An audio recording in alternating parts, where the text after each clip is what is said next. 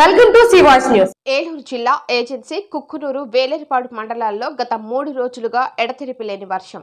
వరద బీభత్సానికి గురైన వేలేరుపాడు మండలం అల్లూరు నగరు, రామారం, ఉదయనగర్ గ్రామం, మాధారం సందర్శించిన ఆంధ్రప్రదేశ్ రాష్ట్రం సమాచార, పౌర సంబంధాల, గృహ నిర్మాణ శాఖ మంత్రివర్యులు శ్రీ కొలుసు పార్థసారథి, పోలవరం ఎమ్మెల్యే చిర్రి బాలరాజు, చింతల్పూడి ఎమ్మెల్యే సొంగ రోషన్ కుమార్, దెందులూరు ఎమ్మెల్యే చింతమనేని ప్రభాకర్ వేలేరుపాడు వరద ప్రభావిత ప్రాంతాలను సందర్శిస్తున్నారు.